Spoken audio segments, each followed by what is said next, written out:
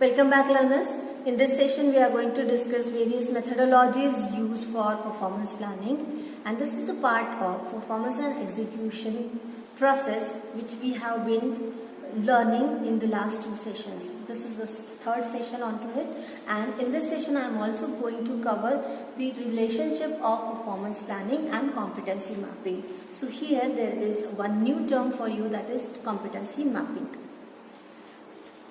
So the objective of this whole session will be to know various methodologies, to understand the characteristics of an effective performance plan, what is the performance planning process, this also been covered in this, and the relationship of competency and performance plan. So we'll start with what is an effective performance plan looks like. So there are 5 to 6 points which can say that yes, it is an effective performance plan. We can say that when the objectives of the tasks to be performed are very clear to the employees or performer, then it is an effective plan because he is very clear what exactly he or she has to do. Second is gap identification, where we are and where we want to be, what we are here, at what status we are, and what tasks to be performed. So this gap analysis has to be known and communicated to the performers. So when this is clear, when the gaps are clear, even the performer and the planner both knows what is exactly to be filled. So that gap has to be filled, and which is very clear. Third is resources and competencies identified. When the manager is allotting some work to someone, he has to know the competencies of the performer. If the performer is not competent enough to perform that task, the targets will not be achieved, or there will be hurdles coming into it. It may delay the process, or it may not be so effective. One may lose the customers also if it is a sensitive sales field. So if these resources are being identified exactly, then it's an effective plan. There has to be a control mechanism. If something goes wrong, then what? Or if it has to be in a smooth way, then what are the control factors? What barriers we can fit in, or what targets we can give to the performers so that they will be in control. If you remember, we have talked about red hot stove mechanism, wherein we set the fines or the side effect. If something is going wrong, then what can be the after effects. Those have to be very well communicated to the performer so that we will not commit the mistakes. And there are assumptions. The contingencies plan are to be kept in mind and to be communicated to the performers. When this is all clear, the performer is exactly going to know what he has to do. If something happens, then what will be the approach of him to take that problem to the management or upper authorities. This whole system will be clear, and that will be called as an effective performance plan. So what is the performance planning process? The process starts with setting a mission or objective statements, which are often set by the top management, and they are communicated to the execution level who are going to execute that to achieve those targets. So there happens a business planning which involves 5 stages. In business planning, we consider all the resources which will be required, what will be the control factors, who will be doing what, when will be starting, where the situation, where the facility will be located, in what areas we will be working, what is the target customer, what are the segments to be served. These all things are done in the business plan, even the financial matters, marketing analysis, all this. After business planning is done, the first stage in the performance planning, remember we are talking about planning here. So performance planning will be done. So planning will involve who will be doing what. So dividing the task into various small chunks and identifying people who will be doing this. This is done at performance planning. So who will do what? How many people will do what? Then there is a key success factors. So we will have to identify what factors or what qualities, what product will fetch us customers. So these are the key factors which will give or generate the demand for your product. These key factors, success factors have to be added. It may be a quality, it may be a low cost strategy, or it may be a focused target customer segment, and so on. So it depends on the organization objectives again. So when these key success factors are identified, then the departmental objectives and strategies has to be decided, and then they have to be divided into individual objectives and action plans. So plan X will be achieved by performance of employee A, employee B and employee C. So what these A, B, C have to do, those individual objectives will be planned. And this planning is not just about, okay, he will do what. No, this will also include how many days he will require, with what competency he will have to do, what targets has to be set for an individual to achieve that, whether it is achievable, remember, and recall these smart goals and objectives, whether those goals are smart enough to be achieved. All this planning will be done at this stage, and the individual performance expectations will be set, that when the organization communicates that person that, okay, you will have to do this much. Okay, in 1 month you will have to achieve the target for 100 unit sales and so on. So these small targets will be communicated, that what are the expected, with what level of effectivity he has to perform that task. So this is how the process of performance planning is done. So right from business planning to individual performance expectations, and how these expectations will be identified, whether they are fulfilled or not. So the company is going to set some targets and compare those set targets, which are standards, to the actual results achieved.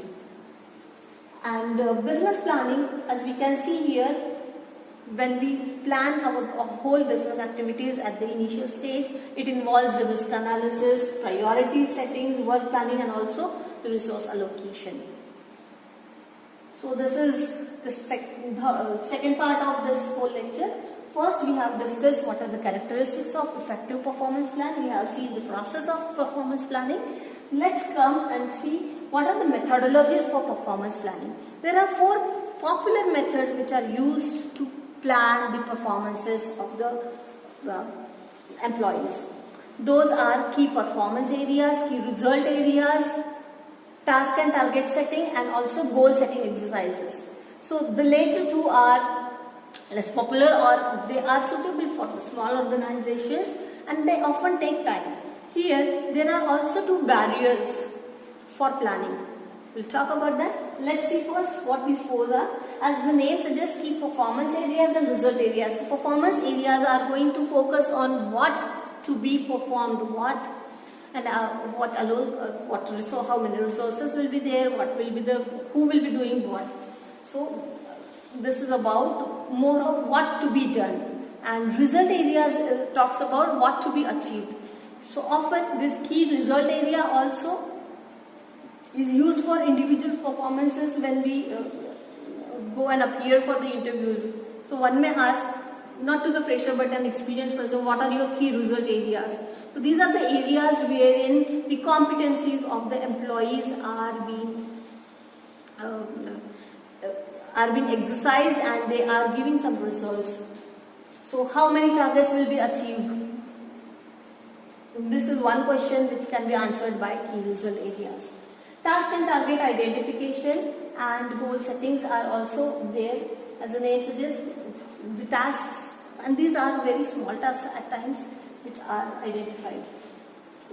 In goal setting exercises, they involve brainstorming and also the contingency situations and simulating some certain situations for the employees, that if XYZ contingency come, what will be your plan. And this also involves, please remember and understand that it is very healthy for every organization to set its objectives considering the end performer of that task. So it cannot be on one way that, okay, the top management has set an objective and it's been communicated to the executive level. It is one way, but it becomes more effective when you ask that person, okay, will that person be able to perform that?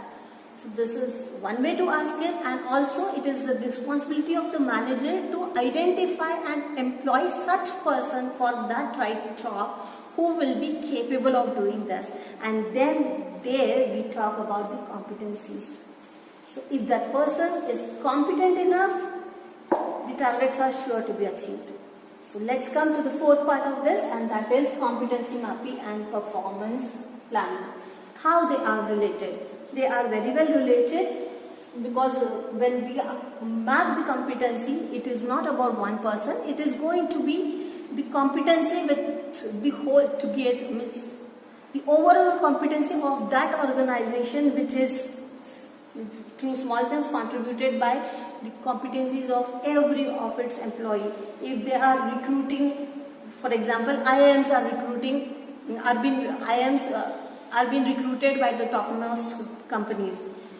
So this is one strategy of them to pull that talent into their company, which is giving some assurance that okay, there will be less need for the trainings for those employees, and those are